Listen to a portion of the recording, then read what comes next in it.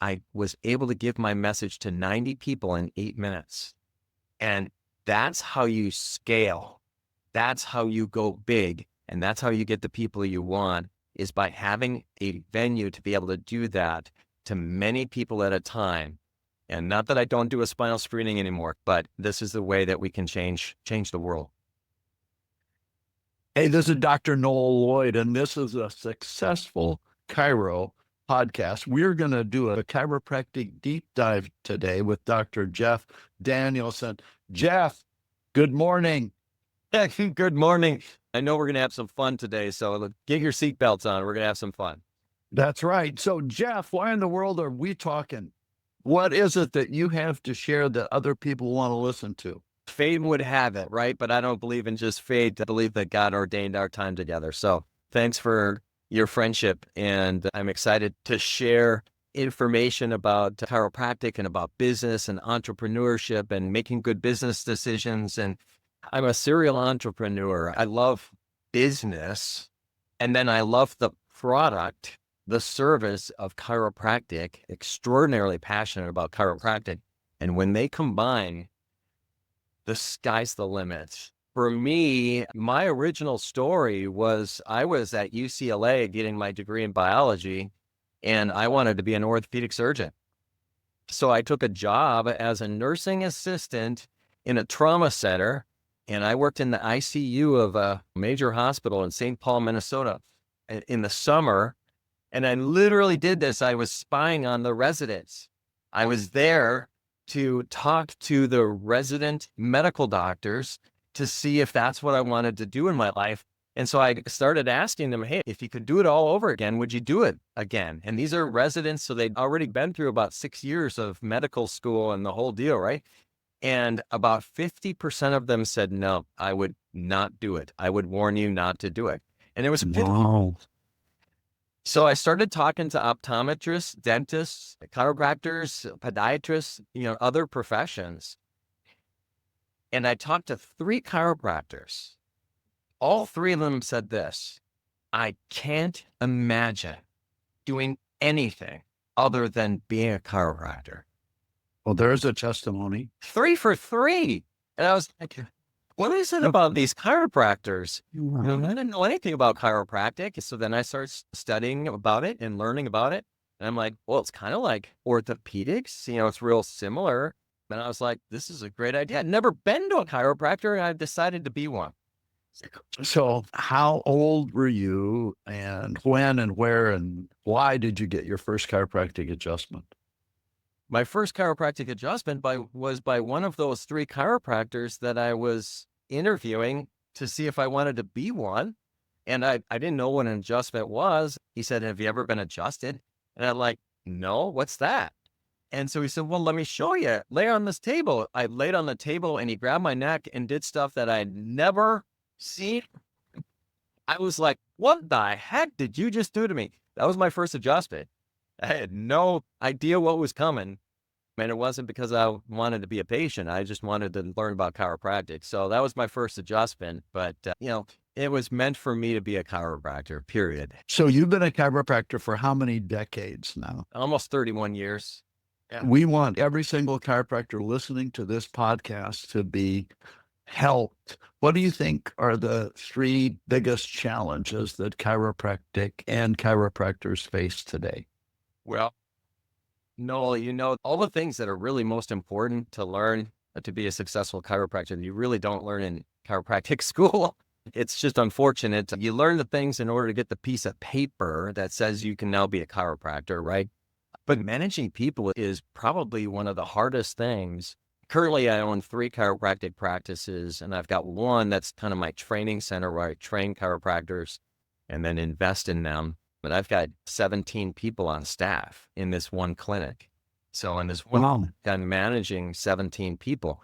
That's a lot of people, and with each person you add some chaos, right? Because people are just messy and people are people. Right. That's probably one of the biggest challenges in owning your practice, which is why it's actually pretty cool to be an associate. If you have a great situation, being an associate is great because you don't have to manage the people, But owning your own practice, the associates and managing all the people, but also new patient acquisition, where a new patient's going to come from and figuring that out. And that's one thing that most chiropractic students and young chiropractors, they have no idea where to find it or how to find them. Jeff, I think that there are more chiropractors who aren't chiropracting today because of the challenge of not being able to produce new patients than any other reason. More chiropractic degrees doing other work out of chiropractic business because they couldn't produce new patients. Would you say that that's accurate? Yeah, absolutely. 100%. If I had 10 chiropractic students right now in front of me or on this call with us, and you ask them, how are you going to get them? 9.5 out of 10 are going to say social media or Right. online. And it's extraordinarily difficult. Let me just hone in right here. It's extraordinarily difficult to get the right new patient in your office when you're doing it online. Right. Because you're not Well, who answers your stuff or who clicks and all that kind of stuff. I believe that this is true, but I want to know what you think. Is that if you can produce new patients, if you know how to market, if you know how to produce new patients, you can be successful virtually anywhere on the planet if you know how to produce new ones, because chiropractic is that strong. I mean, you get people in the office and they experience chiropractic. If you, as the chiropractor, understand chiropractic, okay, so managing people, number one, marketing, number two. What do you think maybe might be a third challenge? Transition to retirement. Right. Okay. That's a challenge in and of itself, which is kind of like a mind mess because being a chiropractor is your identity, and Right. so it's hard to let go of it. It's hard to transition into not being a chiropractor. And right now I can only envision that because I still see patients. What's my life going to be like when I'm not taking care of people anymore, when I'm just doing team doc or some of the other things that I do? Right now I own 8 restaurants as well. And so I've got my fingers in a lot of different entrepreneurial ventures. So transitioning, nobody teaches you how to transition. How do you sell your practice? How do you prepare it to sell? And I've bought and sold 11 clinics, and you've done probably at least as many as that. So you're very aware of the people that you bought practices from. If you bought practices, watching these people go through the anguish of a sale and figuring out how to transition, it's also probably one of the hard things in practice. So you said something that I did not know, and that is that you also own 8 restaurants. Is that correctly? Now, do you own them outright or do you own them in partnerships? How do you own 8 restaurants? Oh, definitely partnerships. No, I have different numbers of partners in the different restaurants. So one restaurant, I only have 2 partners. Another restaurant, I have 13 partners. Oh, I also own a restaurant management company called Trellis Hospitality, and that management company manages all of those restaurants. I believe in paying it forward, and I've done that in the chiropractic practice where I have developed young chiropractors, taught them, mentored them, and then helped them by investing in them and buying practices and giving them a pathway to ownership and whatnot. And we're doing the same thing in the restaurant industry. so let's circle back to the chiropractors. And we're thinking about managing people, new patients, and transition to retirement. And so probably most people listening to us are going to be interested in new patients. And so let's do a deep dive on new patient marketing. So what are some of the things that you think that we should consider even before we do new patient marketing? Well, the number one thing to consider before you start is to figure out the kind of person that you want to take care of. And probably when I was first starting on practice, I would have said, well, I want to take care of anybody with a spine because I just had the gumption. I couldn't wait to start. And I'm like, I'll help everybody. I don't care who they are, just need a spine. And that's true to a certain extent, right? But who do you really enjoy, in practice? And what style of practice do you really want to have? Once you figure that out, then you can apply different types of marketing to find that person. And we call that the avatar, right? So what is the Right. avatar of the patient that you really want? Determining that is number one. Then figuring out where you're going to find that person's number two. So let's say a chiropractor figures out his or her avatar. What are some other considerations? So what are you having these young associates do? What kind of marketing are you having them do? I grew my practice on spinal screenings. I started doing spinal screenings at the end of trimester 1 in chiropractic school. I took a job. I figured I might as well have a job in the chiropractic industry while I'm going to school. I was the marketing guy for this clinic in North Hollywood, California. It was 20 minutes away from my chiropractic school, which was Cleveland Chiropractic in Los Angeles. I started doing spinal screenings then, and ironically, I grew my practice by doing probably 400,000 spinal screenings. However, I am not advocating that a young doctor do that today. However, it is one of your fishing poles, and I think we've even talked a little bit about having multiple lines in the water. And so we don't do many spinal screenings anymore in my clinic, but ironically, next week, the Minnesota State Fair is the second largest fair in the country. Okay. And so we have a booth that we share with 17 other chiropractic clinics. And so in my office, I've got 3 doctors and 3 interns. So the 6 of us are all going to be participating at the state fair, and it's like 12 days long. And we have to cover 10 shifts. That's 10 4-hour shifts. So it's 40 hours that we need to cover between the 6 of us. Part of why I am having my team do it is so that they can practice talking to humans. Yes. Putting your The hands in the humans. public and getting interaction and having these conversations that are sometimes difficult. It's the run-of-the-mill people that are at the state fairs, and you got to know how to talk to people and how you do your chiropractic talk in like 3 minutes, Yes. and then offer a chance for people to receive a health pass and come in to one of the clinics and get care. And historically, our group we sell a health pass for like $20. Right. We will sell over 400 of them starting next week.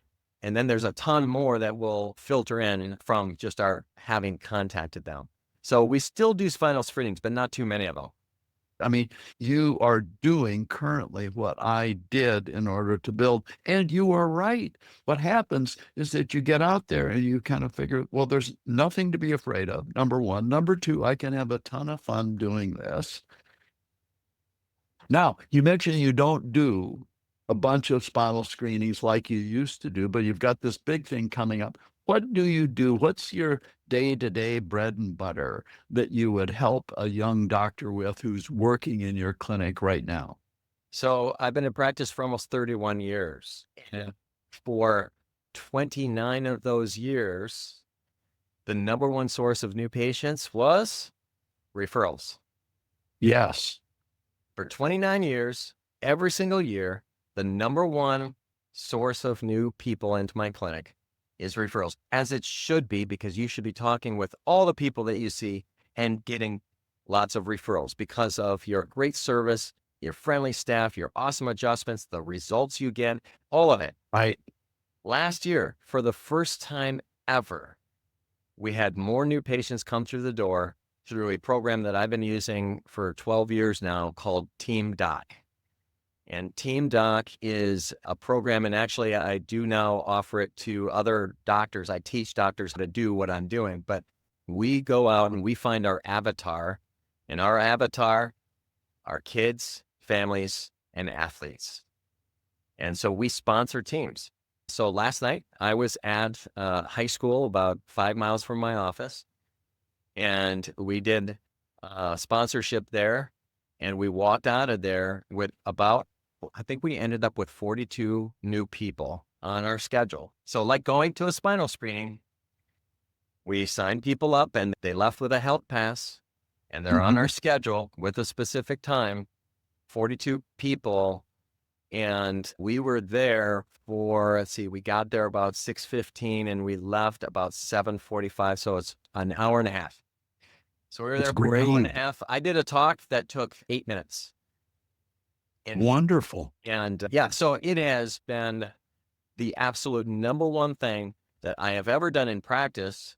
Even in some of these, I remember doing a women's expo spinal screening where I walked out of there with 52 new patients. I thought I won the lottery, 50 plus new patients in one weekend, but I busted my butt all day, all evening Friday, all day Saturday, all day Sunday, never saw my family. And then you start practice on Monday. I mean, it's a grind, right? To get that 51 new patients. And honestly, most spinal screenings aren't going to produce that. You're going to walk away with 8 to 18, you know?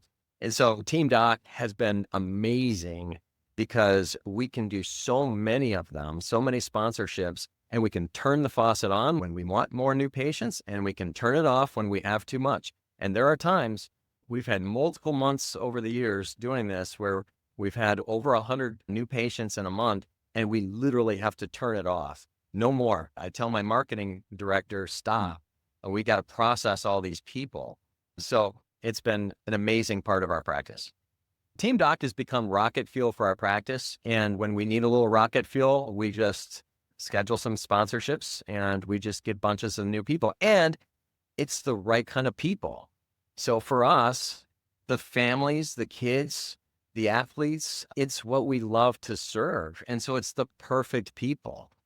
So give me an idea of the types of teams. You mentioned that you were recently out of high school, but I know that there are softball leagues.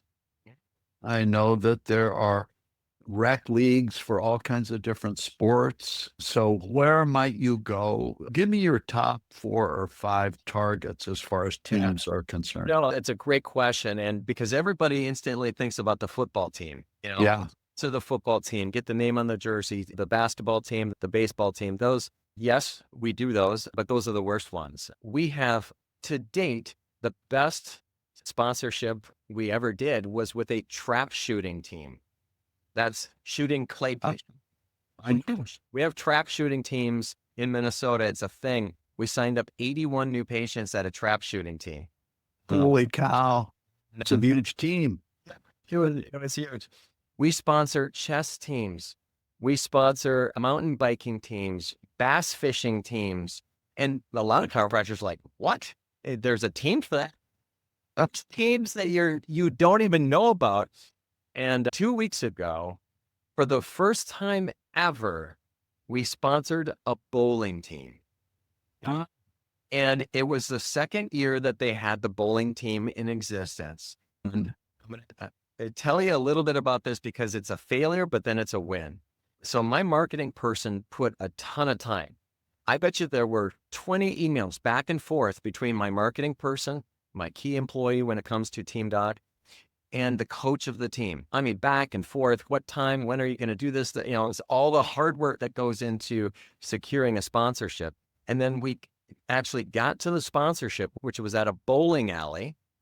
And he said there would be 13 athletes there and then 13 parents. So we do the talk in front of the parents and the kids. When we're working with schools, we want the parents there because they're the decision makers. And so when we got there, instead of 13 kids and 13 parents, there were 3 kids and 3 parents. And one of those parents was the coach. And my marketing person was embarrassed. She was so upset that it turned out this way because she had worked so hard on it. And I said, we're going to turn lemons into lemonade. We're going to figure this out. I don't know what I'm going to do yet, but we're going to figure it out. And I gave a little bit different talk to what I did. And then we signed up new patients. There were 6 people in front of me. I walked out the door with 5 new patients on the books. Wow. One of those new patients was an employee of the bowling alley that just happened to be standing in the room. So we got 4 of the athletes and parents, and then we got one of the workers that was working there, and we walked out, and she was just shaking her head. Now, we've walked out with as many as 81, and we walked out 5, so it wasn't a home run. But I talked to her afterwards because she was still upset that it wasn't as big as what we anticipated. I said, you know what? All it takes is one person to get on my schedule and come in, and we change their life. And so we will continue to do these types of things because more oftentimes than not, it's a victory and we're going to change people. So it's okay if I only got 5 on the schedule. It's okay, but we keep doing them because it's the number one source of new patients, and it's easy and it's fast. The talk that we do takes 8 minutes, and it's not about nerve control and muscles and ligaments. We're not like doing an anatomy class. It's fun. We engage the kids. We do a demonstration and everybody laughs. Everybody has fun. And we walk out with tons of new patients. I think that's wonderful. By the way, I know that I've had great events where we have either screened a whole bunch of people or met a whole bunch of people, and we get a whole bunch of people. And then we have some events where it's not as stellar, but we always go because we know it's our consistency that makes a difference. So if somebody were interested in Team Doc and they wanted to find out more, Jeffrey, what would they do? Well, the easiest way is probably just to email me. My email address is jeff@spinesavers.com. That's jeff@spinesavers.com. So that's probably the easiest way. You can also go to our website. So mybigfishenterprises.com. So my company is called Big Fish Enterprises. So mybigfishenterprises.com. There's a spot on there. There's a little tab that talks about Team Doc, and you can get some information there. But if you reach out to me, I can send you videos and information, testimonials, etc., that talk about it.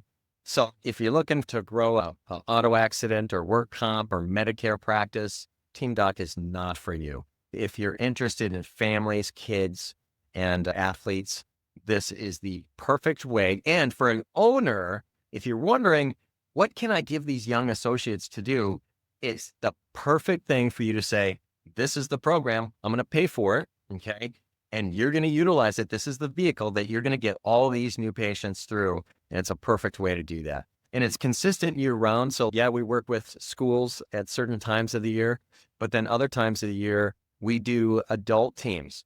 So we go and we sponsor adult softball teams and co-ed teams, kickball teams, wiffle ball teams. I mean, we've sponsored bunches of them. And it's not expensive, by the way. So it's not like you're giving $1,000 to these teams. You might be giving them as little as $100. So I'm taking a look at our time, and I think that you and I have more conversations to have, but this one focusing on what I believe is one of the most important things for chiropractors today is to have a tool that they feel good about, where that they can get out into the community and tell the chiropractic story, or at least give people an opportunity to meet the chiropractor and to figure out how chiropractic can benefit them, and then have a program that's proven to produce new patients. So I'm going to thank you for your time. This is the Successful Chiro, brought to you by 5-Star Management. And we are at my5star.com. Jeffrey, thank you so much. I super, super appreciate it. And I think you and I are going to talk again. Yeah. If I can give you a closing statement, I would Please. say when we're passionate about changing people's lives, we need to find the best venue to be able to do that, that touches the most people, as many people at once as you can possibly do. And for many years, for me, that was doing spinal screenings where I was putting my hands on people and I was talking into their ears. I was doing a 2-minute massage and spinal screening. And one person at a time, I was influencing people, and I did it hundreds of thousands of times. And with Team Doc in the program, like I did last night, I was in a packed room. It was 85 degrees because they didn't have the air conditioning on in the school, because they don't turn it on until school starts. And so we're packed into this room. There were about 90 people in the room, parents and kids. And I had 90 people listening to me. I had 8 minutes to do it. And I shared with them hope and passion and life and vitality and prevention of injuries. And I was able to give my message to 90 people in 8 minutes. And that's how you scale. That's how you go big. And that's how you get the people you want, is by having a venue to be able to do that to many people at a time. And not that I don't do a spinal screening anymore, because we do a few a year, but this is the way that we can change the world. Thanks, Jeff. Super appreciate it.